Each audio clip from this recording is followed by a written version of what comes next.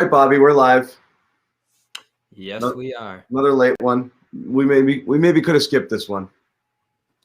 No, I had fun watching that game. There was a lot to talk about. I think there was some interesting takeaways out of that one. Namely, from everyone's favorite point guard, wasn't the hot take on Twitter tonight that this was going to be the breakout game for Jeff Teague? It might have been the game. Who said it was going to be a breakout game? I saw various people say that. I'm not going to call out any names, but I feel like this was more of a let's see if Teague can perform a little better with the starters than he's been, but like more of like Teague's last gasp rather than like anybody thinking this was going to be something special. So they put him out there in crunch time. They were looking for other options throughout the flow of the game to play that point guard spot. I'm surprised they got away from double big and just didn't throw three forwards out there and allowed Tatum and Brown to play make into the final stretches of this game. But they were looking for that guard. Carson Edwards wasn't it.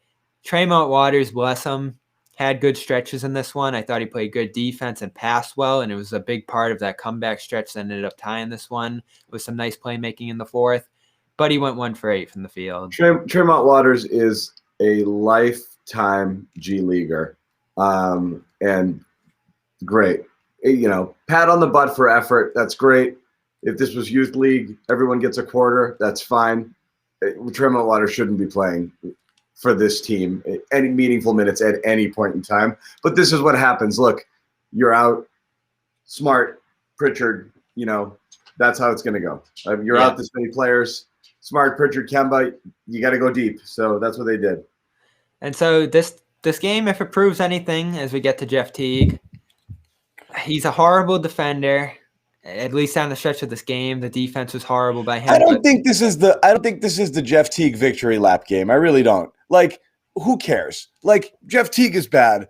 He's a backup point guard. He's not. Jeff Teague is very likely cuttable if they find anybody else either in a trade or a buyout market. I'd be stunned if Jeff Teague finishes the year as a Celtic. I just don't think he's interesting enough to talk about at any point in time. I really don't.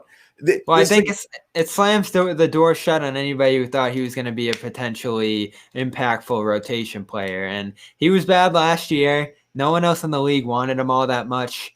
They were able to get him on a minimum, and it worked for about a night. And ever since, they have not been able to get anything from him. Jeff Teague is supposed to be veteran presence to come in, maybe run with the second unit, get you a bucket or two because you don't know who else is going to. That's the extent of what he should do. He's your 8th, 9th, or 10th guy at best. So the fact that he's fallen from 9th or 10th to like 11th or 12th is not a tremendous development. I really don't think so. This is a guy who wasn't counted on doing a ton. It was a veteran guy who's played well in the past, and you roll the dice to see if he's got anything left.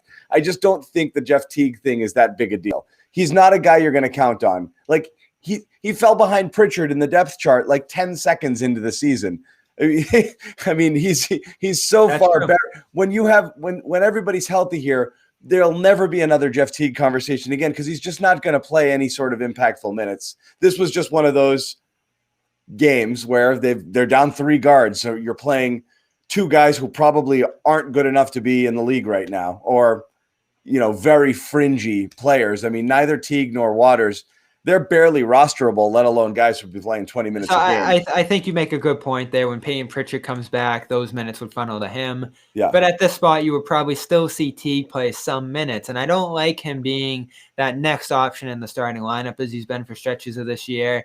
It's probably cost him some games trying to force some minutes to him and try to get him going. And I get that Steven's saying that he wants to keep everyone involved and the veterans get the edge and all this different kind of stuff. I would have gone with Tremont Waters in the closing stretch of this game, or at least Tristan Thompson. So Tremont was in there most of the fourth until very near the end. Yeah, and then it got to that final stretch there where it was tied. He let Fox get by him. Tice had to come help, and then Holmes ended up scoring an important 3-point play down the stretch of this one. So this was just a winnable game to me.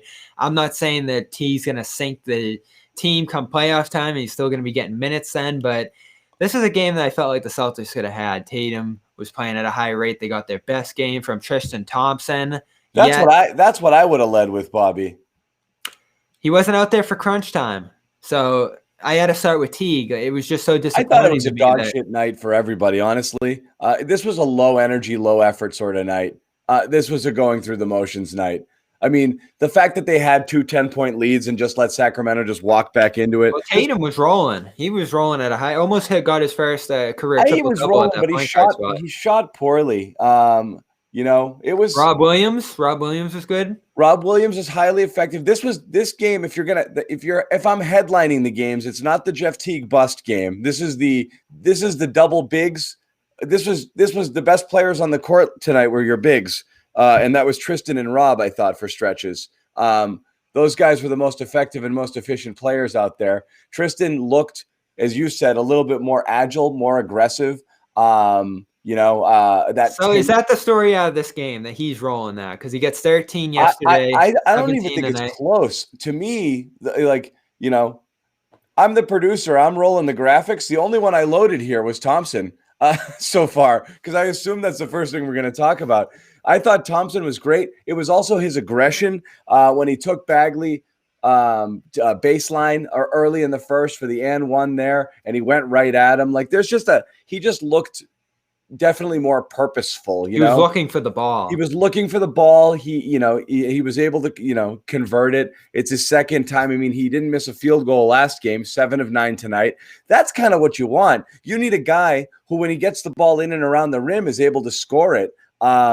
If he's in tight or he's got good position, he gets the ball in good position. He just wasn't doing that early part of the year. So to me, the Thompson was by far if this is the Thompson you get for the rest of the year, this team's way better off than we thought. That to me is the biggest headline off of this game. Is this felt good. Again, he wasn't asked to defend an actual big, and we got to see whether or not that's something he can do.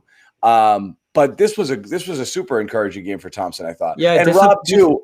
Rob in limited minutes when he was out there, he made a huge impact. Yeah, disappointed he didn't push toward 30, and that's what Brad's done when he's had a hot hand at center. He's let those guys roll into the fourth quarter. He probably wanted Tice out there, get some floor stretching going, and have a more wing-heavy lineup against Sacramento's Healed. And wow, does Buddy Healed look bad or what? From a year really ago bad. when he was torching this team? Oh my! Let's take a quick pause. Imagine you're a Sacramento fan and you have to every single night look at Buddy Hield, who you gave that money to, and be like, God, geez, 4 years ahead. This guy? And then to have to watch Bagley do whatever it is that he does, knowing that that's going to go down as one of the worst draft picks in history, and you knew it almost immediately, and just have to watch his mediocrity on a night in, night out basis just has to rip your soul out. I can't imagine. For as fun and exciting as Fox is, it must be so friggin' depressing to be a fan of this team. If there's any of you out there, feel free to tell us how depressing it is. They know. I've talked to Kings fans over the years, and the depression set in years ago with them. I was talking I was broadcasting during the game, and I was thinking of worst franchises in the league in my lifetime. They got to be at the bottom. Oh, yeah. They were great probably around 2001 when they were battling with the Lakers out in the West, and ever since it's just been missed draft pick, misused star, and you hope that De'Aaron Fox, who shut this game down in the fourth quarter, great pull-up jumpers, walk into the lane for a three-point play, all that kind of stuff, just a great closing effort. Tyrese Halliburton won the first Rookie of the Month out of this draft class. So I was going to talk about Tyrese as well, because I think that I want to get there. There's glimmers of hope there, but there's also stuff dragging them down, like Heald, like Bagley, and these other guys that they've missed on. Yeah.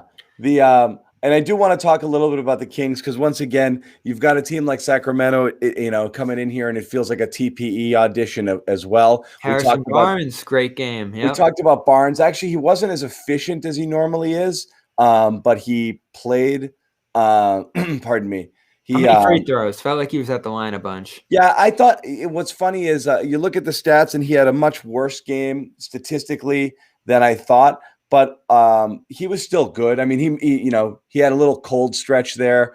Didn't shoot the three ball really well. But this is a guy you're talking about bringing in here as your fourth option. It's just whether or not you're willing to pay those $20 million that he's going to be due for the next couple of years. But that's all he's going to be. If he comes to this team, he's a fourth option. And the question is, does that work for you? I mean, we don't get to watch these guys a lot. You watched them for an entire game, Bobby. What were your thoughts, your impressions? I mean, not just offensively, but defensively.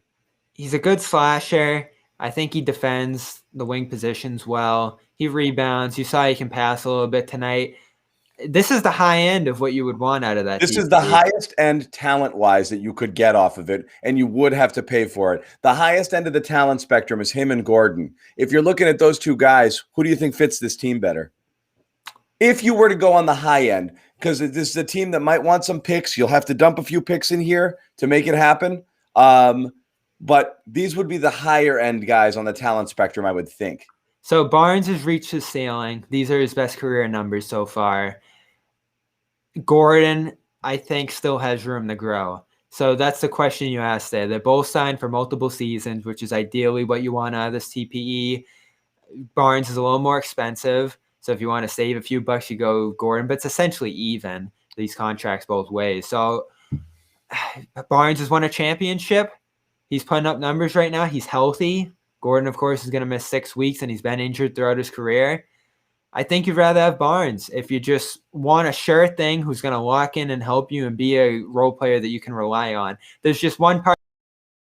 I know he was at 44% coming into this. A 1-7 night's going to drop him closer to 40. We all remember that 2016 finals when the Warriors blew the 3-1 lead. He was open again and again in that corner, and he just kept missing. It was one of the worst three-point shooting performances in a finals I can remember. That's the worry there. But still, when you add up all the options of a TPE, he's at the high end of it. He's locked up. He'd be a manageable asset into the future. The question just has to become, you're probably picking between a guy like him and Marcus Smart at some point when it comes to contract time for Marcus Smart. But I think ultimately they're going to have trouble keeping Smart at that time no matter what happens. So you want to make the most of this year. You want to make the most of next year. And adding an extra wing who's a 10 to 20 point per game scorer and a defender like Barnes, it's a no-brainer to me. Now, what's it going to cost to get this? Are the Kings going to be bad enough to want to give him up? Right now, they're 10-11 and have won 5 out of 6. What other contender can take that on, though? That's the question. What other contender can take on isn't already paying to the max? Who has the flexibility to take on someone like Barnes? Maybe the Heat. Possibly the Raptors. Not many, though. Yeah, and you're looking at you might be looking at a couple of firsts. I don't know what it would take.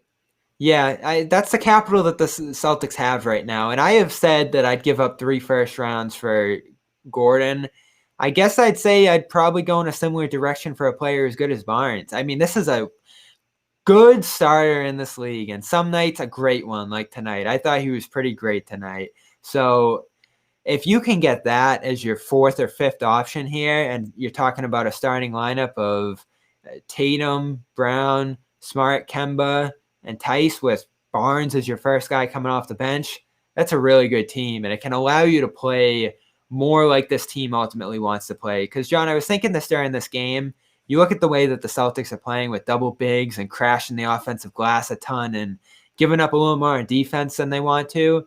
I don't think that's who they want to be. I think it works for right now. Love being that 3-wing team, you know? Yeah. They love that. The whole thing was built off of this switchability, having guys that can defend a whole bunch of different positions there that are really tough to defend. Their length, clogging up passing lanes, they were a really hard team to play against when you had those guys out there. They were big, they were athletic.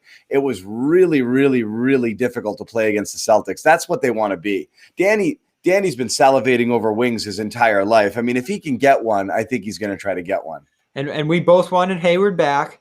I don't think we think Barnes is close to Hayward's level, but he's close enough. And again, to go on the record, I wanted Hayward for the overpay. I was willing, I would have gone where I'd rather go Hayward for $30 million for the next 3 than Barnes $20 million for the next 3. Oh, Bobby, I lost you, buddy. Lost Bobby.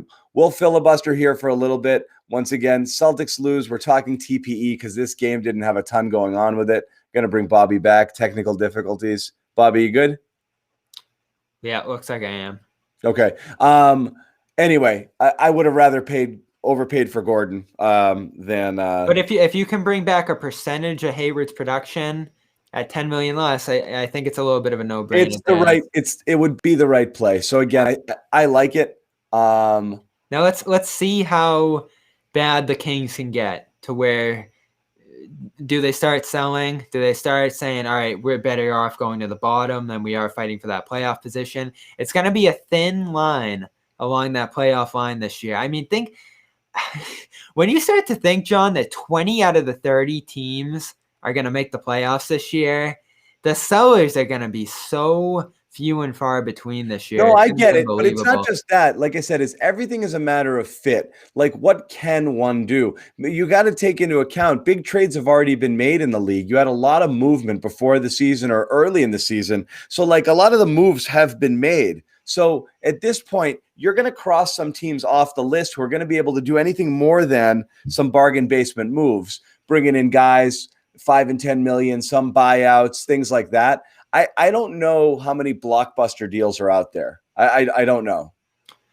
No, and this one's probably not a blockbuster. I'm trying to think if we were going to put a package together for this.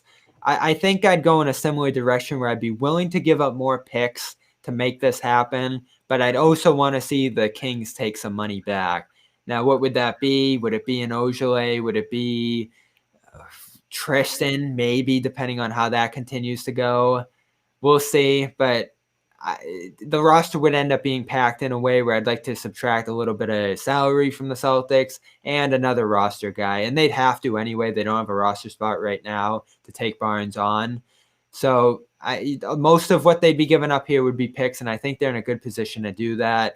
When you start to think of J.J. Redick and some of the other names that have been thrown around there for this TPE, you'd rather go all in, one dive on a quality rotation player like Barnes over, multiple fringe bench guys. Yeah, and that's the thing is it's going to be a while. It's amazing. After every loss, this dominates our chat. It's what do you get to fix it? Because I do think people see this, and that's the problem. That's why these games are so hard to analyze. Because what are you going to take out of this one? It was an so-so game from Brown and Tatum. They played fine. They didn't take it, on their shoulders and dominate here as maybe they could have. You had no guards playing in this game. It was just a weird game. So every time you lose, you're going to look around at these. We talked about it last game. You look around at these crap players coming off the bench and say, we need something better, And so that's why the conversation is always going to go here, but it's just not coming, It's not coming right away. Everyone's going to have to be a little patient. Yeah. All our concerns preseason came to fruition. Kemba, I think, looks better than some of us thought he was going to look. So that's a little bit of a passive, pleasant surprise coming out of our preseason concerns. We might have even thought he wouldn't be playing at this point. So I think that's the positive side of things. But they look awkward in terms of the amount of bigs that they have on the floor still to this day. They're a worse defense than they should be. And part of that's them being an offensive rebounding team more than a transition defense team. I mean, the team we see right now would have got smoked by Toronto in the second round last year stylistically. So more than they're missing a bench guy, they're missing a fifth starter. I think they're missing a guy who can shift them back to what they want to be stylistically and what they want to be on the defensive end of the floor. I just look at this group right now and I say their defense is too bad to be a finals team. And their offense probably isn't a top 3 to 5 group to make up for that. And typically you like to have a defense be in the top 10 of the league if you want to come out of your conference. And the Celtics are going to have to do that if they want to get through a Brooklyn, if they want to get through a Milwaukee. And, they're luckily in that class right now where Miami right now is falling out of it. I don't know if they're going to be able to get back into it at 7-14. I mean, you say COVID, you say all the excuses that you could make for them, but 7-14 is a massive hole.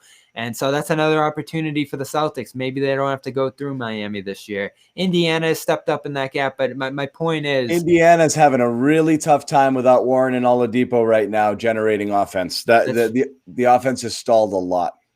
Yeah, so we're talking about the Celtics being a top 3 team. Indiana feels like a decent record first round out to me, but that's. Yeah, so top 3 team in the conference already. If they can get closer to being what they want to be stylistically and Kemba gets right, they're right up there with Brooklyn, I think. Yeah, you need a little more firepower to get there. You know, and so they got to do something. The team as is, again, and some people are asking, why aren't we mad as mad without this game? And again, I'm saying it because they played without a point guard. I'm a Even little one mad. point- I'm more mad than you. Yeah, so to me, I mean, full disclosure for everybody watching, before this game, when we found out all of these guys were out, I was saying that Cancel the show.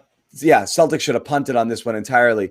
Play the kids, take the loss, do a little load management here, and just let Tatum and Brown sit. That's what I would have done, and just not waste it. It's a long road trip. This felt like an easy one to punt on. Take the L and no big deal. No, because you got LA, Phoenix, and Utah after this. You don't want to go 1-4 on a road But they trip. did. They lost it anyway. So they did. But I'm glad they gave it a shot, and I think they did some good things throughout the course of the game that could have got them to that finish line with a victory. But they threw Teague out there in isolation on Fox, and he just got torched to the heavens. Yeah. Could Tatum, could Brown have done a better job in that spot? They probably had to stay on the tried wings. Brown on him a little, and Fox went around him like he was standing still late in the game there. Fox is tough to stop right now. Fast. You can't. It's hard to stay in front of him. And so this, we talk about the frustrating aspects of this Kings team, but they are a talented, excellent team. I don't like their coach. Wasn't that something? 1 second on the shot clock. They probably got a little more time than they had there, up 3, and they just give it a Holmes to launch a 35-footer over the basket.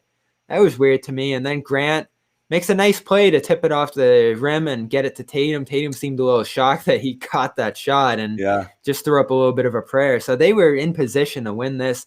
They fouled a ton. The question is, did Brad have a timeout? I don't remember. Yeah. I don't think he did. Yeah. Anyway, it's hard to, maybe it's just because it's late and I'm tired. I just couldn't get mad about it because I just thought it was kind of a shit game. They should absolutely have won it. It's just, this is going to be, I think just fans have to get used to this. This is going to be a team that's going to kind of flounder a bit until it finds its rhythm heading into the playoffs. And home court doesn't matter. There's no friggin' fans. And you just want to stay. You just want to stay out of the play-in tournament. You want to stay out of the play-in tournament, and the chances are you might be playing the playoffs in a bubble anyway. We'll see. But this is a team that's going to feel it out. There's no urgency behind the regular season, so they're going to take some regular season losses from time to time. Again, the reason I always feel good about it is you've got Tatum and Brown, and we're very clear they're championship ready now. So guys come back, guys get healthy. Romeo, Smart, Kemba continues on, development of Rob. Maybe you get something out of Neesmith and that TPE. You could be looking at a team that's totally different than the one that you're seeing right now. And that's really all that matters, is kind of the last third of the season, I think, is really going to be the key here. What kind of basketball are they playing? Right now, it's just really hard to pass judgment here. Like, you can make some assessments right out of the gate. Tatum and Brown look great. Terrific. You know that. And they're a level above where they were playing last year. Anything beyond that, I don't think matters greatly. It's all gravy to me. So, it sucks to just say we'll see, but in many cases, I think we're going to have to wait and see. Well, my sentiment with the team right now as they're constructed is that they're not good enough and they're too awkwardly right now. It's probably not. There's too much on Tatum and Brown, and there's limitations around them and all this stuff. So it brings me back to our TP conversation and our personnel change discussion. And what goes back to, frankly, the missing Hayward spot on this team. They have to make a trade this year. I don't know if it's going to be Barnes or something more marginal on the edges, which wouldn't be too exciting and probably wouldn't be all that impactful if it's like a Redick-style move. But they need to make a move of some sort this year. Are we still talking about back to Isaiah Thomas, that they haven't made a midseason deal? And it made sense in recent years because they had this thing where if they were able to get fully healthy last year, which they were never able to, they said, we can bank on that. If Hayward, Brown, Tatum, and Kemba are all together, this team's a finals team, and maybe if things break right, a championship team.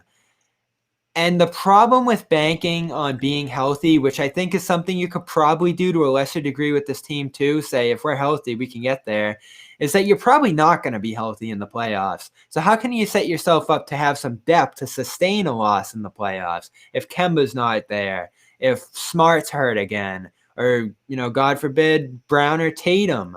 I know they'd probably be dead at that point, but make a deal this year. It's still too early. I know the market hasn't gotten that far along yet. And, we've all talked about what the playoff structure of this year is going to do to the trade market, but they need to make a deal of some sort to shake this up, to get the team closer to where they want to be, take some pressure off Tatum and Brown, and maybe add a guard to the mix. I don't know what it's going to be ultimately. I'd like a wing more. Guard would be my second choice. A lot of people have thrown around bigs like Bagley and Drummond and those kind of guys. That's last on my list of what they need right now. Like I said, I'll roll with the 3 bigs they have now. If you're better elsewhere, you'll be that's going to matter less. So if we're ranking what's good about this team right now, you go 1 Brown, 2 Tatum. They're probably 1 and 1A, and right behind them's the bigs. The bigs have been fine. On the whole, I think the bigs have been pretty good for this team. And look, Smart is smart. He when he's here, he's fine. And Kemba's just kind of working his way in. So we'll see. Again, Kemba's incomplete right now. Why is everyone so mad at Brad Stevens? That's how it. Who are you gonna blame? I can't. I'm losing my mind here. I am not. You know me, Bobby. I am not a Stevens apologist at all. Okay. I think absolutely. I think the Celtics fan mentality that he's a beyond reproach and, in Brad we trust, I think is a little bit overblown. I think he deserves, scrutiny, not necessarily criticism, but he can be talked about like anybody else. Nobody is untouchable in terms of, talking about whether or not they're performing up to expectations. But the anger, I don't understand the anger towards Brad with this team and these players and what is he supposed to do? He can't conjure better players to come in off the bench. Like, this is the team. It is at this point, it's an imperfect roster that's right now decimated by injuries. What is it that people want Brad to do? I don't understand. And I'm not a Brad apologist at all. I don't get where it's directed at him. I didn't love the Teague decision down the stretch tonight. That's my one gripe with him here. I would have gone to Thompson a little more. Tremont had been in for a while, and I do think. I mean, he'd been in for a long while, and so he tried to go back to Teague when they needed some offense, I guess. But I mean, what are you second guessing here? Taking out one really bad player for another really bad player? Like, he's really, really stuck. He's stuck, and he's done good things to make up for it. I think people are mad here, and I'm seeing the comments. I think people are they want to see. We've talked about this before. They want to see the chair throwing. They want him to. They want him to they want to see him more fired up. And he called out their defense very early in the year often, and he called out the team as a whole for not being where they needed to be, and they've gotten better. They're 10th in offense, they're 12th in defense, they're 11 and 10 with a pretty tough schedule early in the year. They've taken advantage of the softer portion coming into tonight, and now it's getting hard again. It really is all here. I do not think these guys should get more minutes. I, in fact, wanted to sit them tonight. Okay, yeah, you can't do 40+ minutes every night, and he talks about that. These games don't matter enough to play these guys. They're gonna die. A lot of people think he's soft, and some people. Again, I see this a lot from Julian. Who's here every night with us. Thanks for hanging. But Rob played more. We've done this all week too. Rob's playing more. He played 20 minutes tonight. Yeah. So he's doing things to sustain this team and protect Brown and Tatum from injury and wear and tear and all the stuff that could impact them later in the season, where they're really going to need them to carry this team, while trying to keep other guys in the fold, find contributors. They found Grant Williams this week after he was lost. I thought he was decent again tonight. Rob is getting more involved as we want him to. He has shifted back to Tice and gotten some good play out of him. The trust in Tristan paid off this week. So, what else has he done? This is what I keep saying. It all comes down to, and Bobby, you said it earlier, if you're going to talk about where you're satisfied with this team, And again, Brad's done a good job this year. It starts with Brown and Tatum, and we know that. The second thing is, and you said the Bigs are the second best team, a second best unit. I don't know if that's true. What I do know is they're fine. You don't have to worry. When they're in the game, they're fine, okay? What is a problem is whether it's Grant or Semi or Javonte or whatever else you're bringing in there, nobody likes any of those guys, you know? They don't. You're not excited for Semi minutes or Javonte minutes, you know? You're just not. They want some Neesmith, maybe. And everyone is trying for Neesmith minutes because he's the great unknown, but the reality is he's not the answer either. So and tonight's a night where you needed some more guard playmaking and stuff, and that's not what he brings. It's not what he brings. It's not. You needed a guy to distribute, to run the offense, not to stand in the corner. You know, like Neesmith wasn't with nobody to get him the ball. What's Neesmith supposed to do here? You know, and we all said this over the offseason. Who's more to blame for the position the team's in right now? It's Danny Ainge using 16 draft picks in 4 years, signing Keegan Thompson, which looked like he held too many assets. And again, last year, Bobby, this year, me, several other people, we're all in favor of trade 4 for 1. You know, like making all of these picks was a disaster. The 2019 one was the real nail in them because that team had a chance to win a championship in 2020, and they didn't have the veteran pieces or the reliable bench contributors to do it. Yep. And then again, so I did want to mention him because it was interesting. We had and those guys are still here. And that's my point on the TP too, and the potential for trades this year. Not only do you shift this team from being a big, heavy offensive rebounding team into something more wing-oriented and what they want to be, defensive team, you want to shift this from being a team that's too young to a team that has a good mix of vets and young contributors. You know, you want a PJ Tucker if that's an attainable thing. You want Harrison Barnes. No, I'm not saying him specifically, but a veteran. A veteran who's a reliable contributor. Clear on PJ Tucker. I know people love him. I don't understand it. Good shooter, great defender. I get it. I think he's just like, much like Tristan Thompson. You're going to get a version of him that existed in your mind a couple of years ago that isn't there anymore. He's not my TPE guy. I would just trade a contract for him, right, and just bring him in and have him be a guy who flips out a young guy for a veteran. So, I mean, I think my point is this team needs multiple moves. Like it would be Barnes and maybe a rotation 4 and a guard. So, like, ultimately, I think they're going to need the big TP prize. It's a lot of needs. Well, don't they need them? I mean, their rotation has a ton of holes right now. It does. But again, I'm looking at, and again, I think people are misunderstanding when I'm saying Romeo. I don't think Romeo comes in and saves the day. What I'm saying, he deserves a chance. I believe he deserves a chance to give you some useful minutes that are right now being eaten by people that you don't want in there. And we said this last year when Romeo flashed a little bit, okay, at times in the bubble, that like, can he be trusted to play those off the bench wing minutes ahead of Semi or Javonte or one of those guys? All you want him to be is better than those guys. That's it right now. Anything beyond that is gravy. But he can defend the position. And if he can find any of that scoring touch that made him this blue chip All-American recruit, coming out of high school and heading to Indiana, and he's healthy, there's hope that he can be a useful player. There's no hope with the other guys. They are what they are, and they're going to be what they're going to be now and forever. That's just it. You just have to live with it. I give him the chance to be better than last year, which isn't a high bar, but that's still miles and miles away from trusting him as a rotation piece in the playoffs. Right. So if he plays good, it'll be a nice addition. It'll be some hope. They still have 2 more years beyond this to develop him, but I don't want him being the first guy off the bench in the playoffs at wing.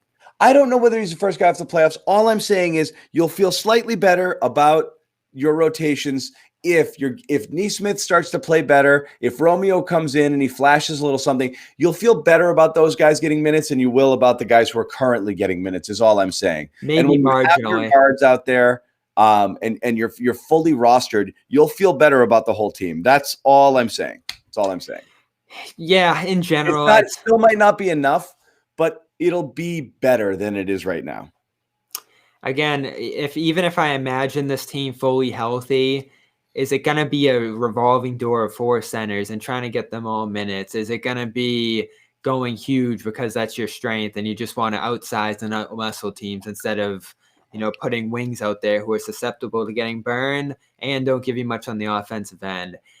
They're just trying to squeeze in positions right now and put the best players on the floor regardless of fit and shuffle the deck and all this different kind of stuff. And they're constantly searching. And if they keep piling up injuries, if guys are still moving in and out throughout the year, that's going to be tough to manage. And it's going to be tough to get the group of 5 that they had out there a week ago. I mean, it feels like 3 weeks ago now that they had Tice, Brown, Tatum, Smart, and Kemba out there against San Antonio. And we saw how sloppy that looked. So even when that comes back together, it's going to take some time for that group to gel again, to get their feet under them. Like this team's not only at its full strength, far away from being stylistically where they want to be, when they're this hurt, it takes time for all those guys to get integrated. So this team, they feel like they're months from becoming what they ultimately want to be, even if this is the rendition of the team that they're going to carry forward. And people here killing them. They're playing soft right now. It's a soft team. The defensive effort isn't there. It looks like they're going through the motions a little bit here. It looks like they're waiting for the same thing you guys are waiting for, which is it to matter a little bit more, the team to be a little bit more whole. It's not. But guess who started to change that a little bit tonight? Thompson. Tristan. Back to Tristan. Before we close, because I think Tristan is worth revisiting, I did want to mention, I do feel when we talk about consolidating picks and moving up, last year you had Hero. You couldn't get up. You couldn't get one spot up to take him, even though he was your guy. And we know that he was their guy and they wanted him badly. And Halliburton feels like it's this year's version of that. You said it was going to be. And you liked him. A lot of people liked him. A lot of people thought he might have been the steal of the draft. He went 2 picks before Nesmith was taken at 14. Again, you wonder, was that possible? Was it possible to get a little bit higher, to get into a point where you consolidated some picks and some assets to get a player you actually really wanted? And I don't know if that's the case. I do know, and it's well documented at this point, and we might have overblown Hero a little bit last year. I do know they wanted Hero desperately last year, and the air went out of the room when he got taken the pick before. And so they felt like there was a tier drop from Hero to the next players. And I think Halliburton's another case of that, and he went 2 picks earlier. And you watch him play, and you're like, wow, that would be a really useful player right now. And so the question will always be, could they have moved up? And the answer is always going to be different depending on who you ask. Yeah. We were close. Like the Celtics will say, oh, we offered everything for the Hero position in 2019 probably. And then even this year, if it doesn't work out and this guy ends up being a grand slam, you'll probably hear we wanted Halliburton and we just couldn't move up those extra few spots. It makes me think of this Miles Turner situation as well, because in recent weeks, it's become less clear whether or not he was actually available because of the fact that Gordon Hayward had to accept the trade. And Hayward came out in his interview, of course, and said, no, I was never interested in the Pacers. Is that just Hayward saying, I always want to be Hornets and now I'm a Hornet now and, I never wanted anything but? Or is that actually the truth and the Celtics could never have Turner because Hayward was never going to be available in a trade for one of those? I think Hayward was absolutely excited. And Zach Lowe said on his podcast he was ardently in belief that the Celtics could have had Miles Turner if they wanted to. I believe Zach Lowe. I think I think there were enough people all saying that to the point that it felt like it was, it was pretty believable. And so that brings me back to Hero. If they put up all their picks at that time, including the 3 ones that they used in this most recent draft to move up to get him, could that have worked? 6 or 7 first-round picks. Maybe. So Halliburton feels like that guy this year. So we'll see. And I don't disagree, Julian. I do think we overrated the hell out of him. I still think he's a lot better than Javonte Green and Semi Ojeleye. So there's this question too, though, and Bernardoni has pushed this often because guys freak out about the Desmond Baines and the other guys that teams have gotten like Memphis. We talk about Brandon Clark often. they've gotten minutes and run and shots in Memphis that they wouldn't have gotten here. Yeah, but you're looking at there's 4 or 5 guys at the tail end of that draft that are actually playing very, very and these are guys taken after Neesmith, but also before, like you have Sadiq Bey, you have Precious for the Heat, you have Maxey, you have Quickly. You have Quickly's gonna be one that teams are shaking their head at for a while. Oh my goodness! So how many Kentucky guys have slid through at this point? Quickly's a revelation. You have a few of those guys there. Keldon Johnson just killed the Celtics a week ago. He went late in the first round 2 years ago. And those guys were all there in the late teens, early 20s. The Celtics passed on Johnson twice. Another wing, another solid defensive scoring wing. Yeah, it's Kentucky. Like teams just gotta take all the Kentucky guys, forget what they did in that one year. Kentucky. The other one you mentioned, Bane went last, right? The Celtics picked Bane and used him to dump Cantor. Right, yeah. Or Poirier, yeah. They used him to dump Poirier. Yeah. They didn't have room for him. I'm you not should freaking never out say about that name one. again. It's just not something you're able to say. It's Vincent. I'll use Vincent. Yeah. Call him Vinny Sexpants. One more thing tonight. We've talked about players getting back into the fold. Do you expect Peyton Pritchard to just hit the ground running here Friday or Sunday, whichever day he comes back? I do. I feel pretty good about it too, but it brings me back to Teague, which I started the show with. He blew by Teague at the beginning of the season. If there's any bumps in the road for him coming back, does Brad still lean on Teague a little bit here just because he likes I don't think there's any question. It's actually I like knowing that he's out there now that Kemba's back too.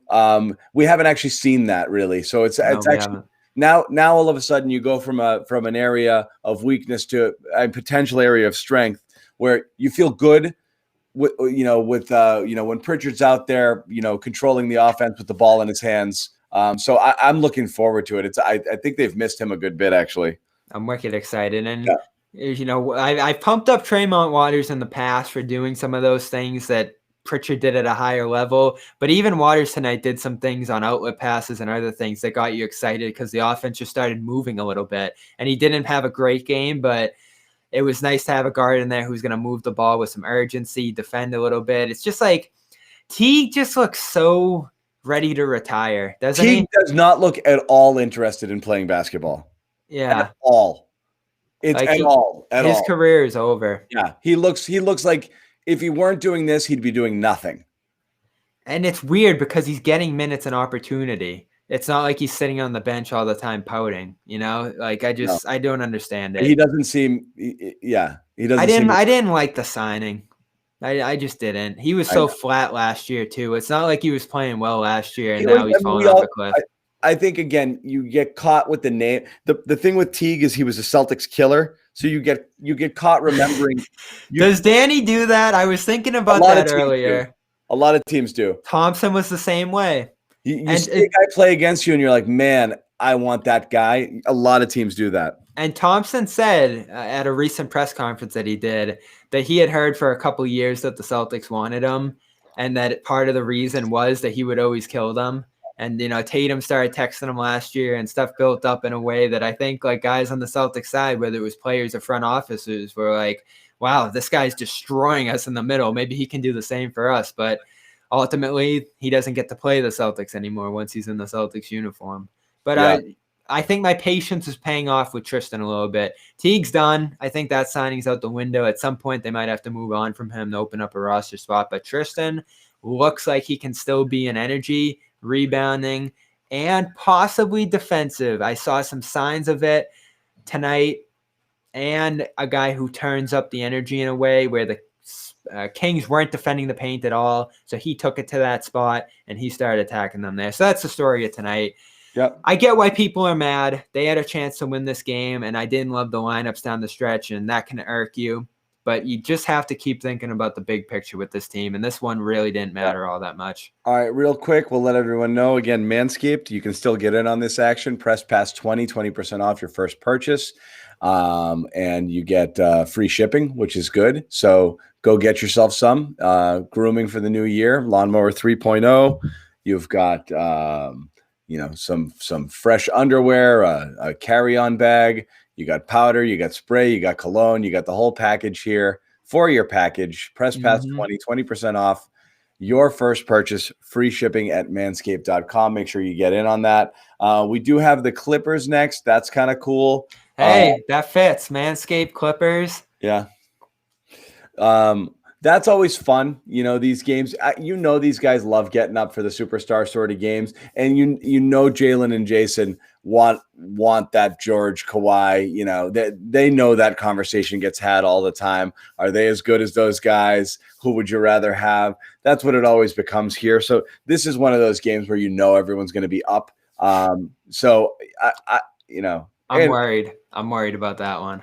I mean, Clippers are playing great, but this is one of those games where it feels like Celtics play up to the level of the competition. This feels to me like a moral victory. Could be a narrow loss, but I think they're going to play well. I think Tatum and Brown can do what they need to do to match those two wings, and they're going to have their hands full defensively with those two as well. But I'm also worried about a Lou Williams, a Patrick Beverley defending Kemba could be a big problem for Kemba. Serge Ibaka and Ivica, there's another name, Zubac, are phenomenal centers for that team. I mean, that group, they've given the Lakers their run already as well, and they look like a full-blown championship contender if they can just get over their own hump against the Lakers. And the consensus right now, it's a 3-team race between the Nets and the 2 LA teams. So that's my point. That team's on another level. I could see the Celtics getting destroyed. Those guys seem to be in that kind of upper stratosphere. Just a little level above, and I think Milwaukee can get there too when they get their shit together. But that's you view that as kind of there. You wonder whether the Celtics can get there, and I think they can, but they're not there now. So we'll see. But we'll be back for that. We'll have a fuller cast of characters, we believe, for that. We're going to get at least Jimmy back. We might get Jimmy and Josue back, and we'll all be here Super Bowl Sunday for. Is that the Jazz? Suns, then the Jazz, right? Yeah, scary triple threat ahead here. All those teams are really good. There's going to be, it's fun. There's some good talent here that we're going to get to see. And that Clippers one's an ESPN game, and the Jazz one's a TNT. So we're here for all of it. We'll be back Friday. Like I said, fuller house for Friday. We may have all 4, if not certainly 3 of us. Everyone's here for Super Bowl Sunday. Prior to the Super Bowl getting started, you get your fix on with the little Celtics post game. Why not? And then we'll close out that trip. Then I'm going on vacation. Yeah. Then we got to take a break. I got school vacation. School vacation's coming up too, Bobby. I might have to take the little one skiing, so we'll figure it out. But we're back on Josue. They got some work to do coming back from that. That's right. Yeah, they're on their own. Jimmy Josue. The Jimmy Josue Nick show, okay? You're not going to have Bobby and me arguing with each other anymore. That would be an interesting trio. I thought we were going to get Nick at night again tonight, and then 10 or 11:15, he checked out of my broadcast, and I knew he was hitting the hay. And Josue continues to tweet throughout the night. We'll be seeing his tweets until 3 a.m., but no words on this show. I'm looking him up right now. When was Josue's last tweet? Josue Pavon. I'm curious. We said those were the rules. If you're tweeting, you're in. 28 minutes ago. That's within the show time. Now, could he have made it to the end? I don't know, but I would have liked 15 minutes of Josue. I would have taken that too. He's tweeting in press conferences. Josue forsaking us. Anyway, we'll get him back. Yeah, thanks for hanging, Bobby. And thank you guys for hanging with us. We've still got some work to do. We're going to pop into these pressers here. And so we'll have a bunch of stuff going up on YouTube. Subscribe if you haven't already. We'll have a bunch of things going up on the site as well. So check that out. And then we are back on Friday. So again, thanks for hanging, everybody.